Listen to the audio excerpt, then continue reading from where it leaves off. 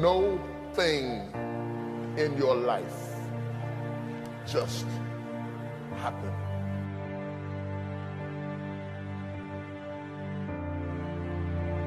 There are some things that you learn in the process, in the painful grappling of climbing up to a place rather than being zapped to a place. The things that you went through getting there give you the tenacity to stay there. The fight is your friend.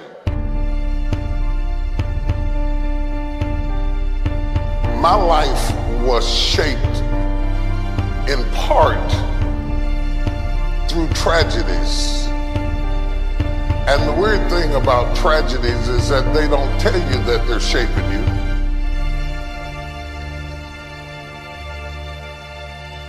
Intellect can describe it, but only instinct can find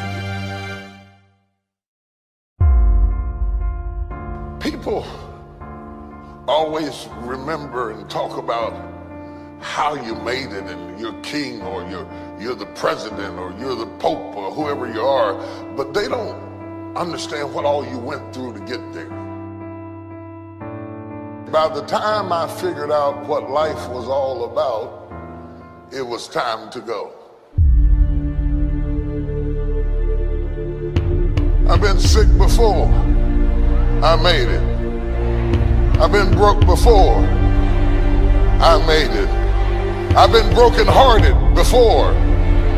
I made it. I cried all night, but I made it. I've been betrayed, but I made it. I've been lied on, but I made it. I've been destitute, but I made it. I've been rejected, but I made it.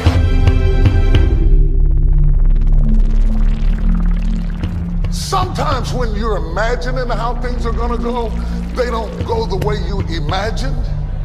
And if you're a weak person, you will quit because it didn't go the way you imagined it.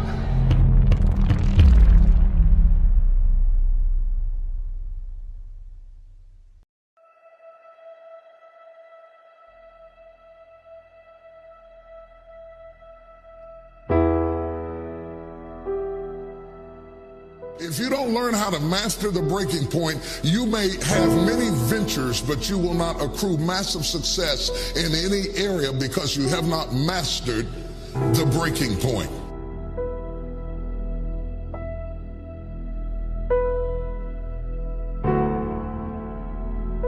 Every time life runs you to a breaking point, you will give up and quit. You will back away and run. You will say, this is too hard, this is too emotional, this is too stressful, and you will back away. You cannot be a champion until you have survived a breaking point.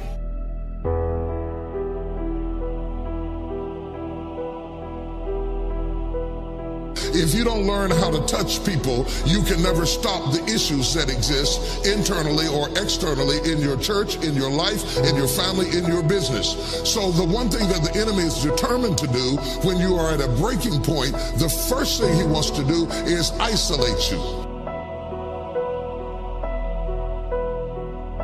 The only thing wrong with your dream is that you're trying to do it by yourself.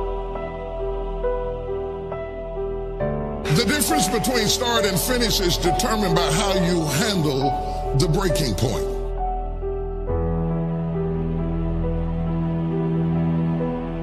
In the process of going up, whenever wheat comes up, tear comes up to the same proportion. Or let me say it in a way that's familiar to you, new levels bring new devils. So while you're coming up on one side, your haters, problems, situations, circumstances, responsibilities, debt factors, bills, organizational infrastructure needs all come up at the same level. That one fact, you can't come up over here and not come up over there. They both grow up together.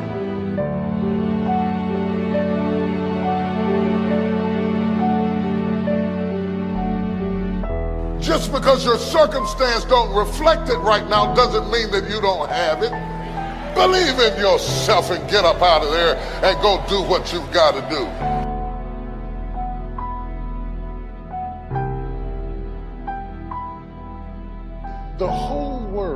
has turned its head to hear what you have to say. Do you have something to say or not? What you do over the next few months will determine the next few years in your life.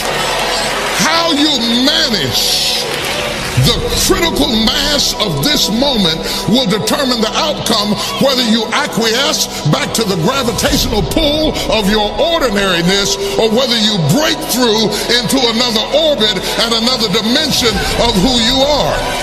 I would suggest to you that everything you have gone through in your previous dimension has prepared you for this next dimension, and you're right on the verge if you can master the breaking point.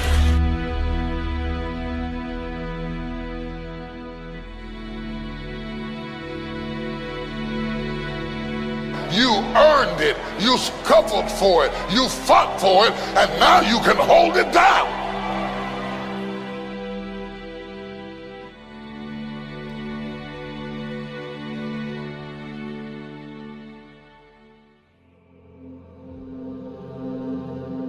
Let's imagine for a few moments what our life would be like if we could access, let's say, 20% of our brain's capacity. There are more connections in the human body than there are stars in the galaxy. We possess a gigantic network of information. People say you have to have a lot of passion for what you're doing, and it's totally true. And the reason is because it's so hard that if you don't, any rational person would give up. It's really hard, and you have to do it over a sustained period of time. So if you don't love it, if you're not having fun doing it, you don't really love it, you're gonna give up. The difference between success and failure is opportunity. Every day I'm hustling. Because if you're willing to go through all the battling you gotta go through to get to where you wanna get, who's got the right to stop you? I mean, maybe some of you guys got something you never finished, something you really want to do, something you never said to somebody, something, and you're told no, even after you pay your dues. Who's got the right to tell you that? Who? Nobody. Don't let anything stand in the way of the light that shines through this form. Risk being seen in all of your glory. Find new territory. Break new ground. Ask yourself what makes you come alive and then go do that. Because what the world needs is people who have come alive. Dreams without goals are just dreams, and they ultimately fuel disappointment. Goals on the road to achievement cannot be achieved without discipline and consistency.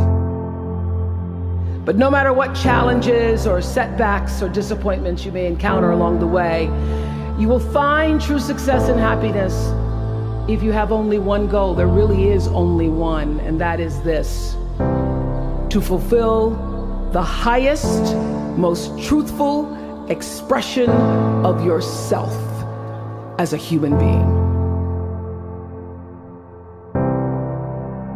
You want to max out your humanity by using your energy to lift yourself up, your family, and the people around you.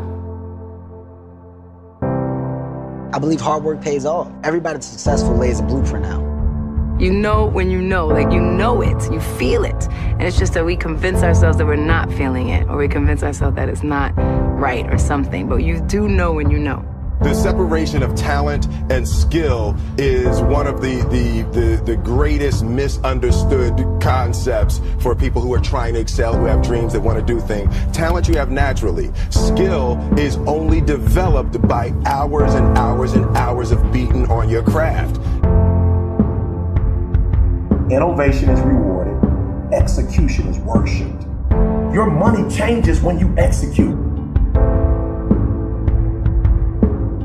It doesn't matter how far you might rise. At some point, you are bound to stumble, because if you're constantly doing what we do, raising the bar, if you are constantly pushing yourself higher, higher, the law of averages, not to mention the myth of Icarus, predicts that you will at some point fall. And when you do, I want you to know this, remember this: There is no such thing as failure. Failure is just life trying to move us in another direction. You know, if you don't surround yourself with other dreamers, here's what I know. If 9 of your friends are broke, you're going to be the 10th one. You've got to surround yourself with like-minded people. See, stop telling your big dreams to small-minded people. Walking down another street means leaving behind ordinary. Ordinary just simply isn't enough. Ordinary is when you want to become average and to fit in. But to get to extraordinary, what you do is you have to consult the invisible place within yourself. And this is called your soul. The time is now. The time is now to express and for people to believe in themselves.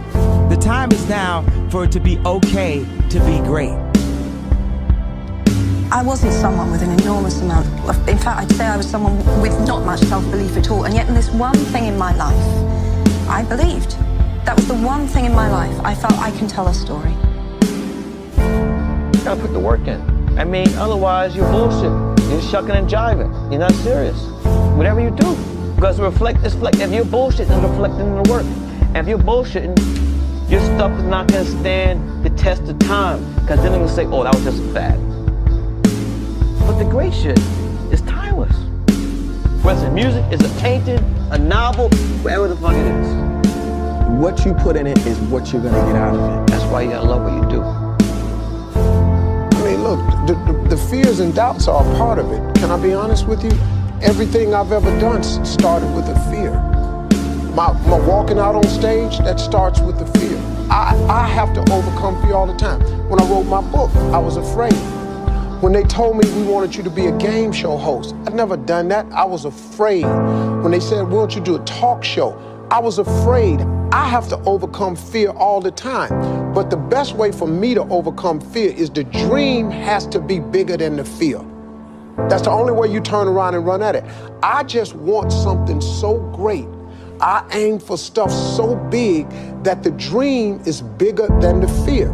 Look at it like this, man. If you don't ever go for this, would it be better for you to face the fear or just deal with the fact that you just never gave it a shot?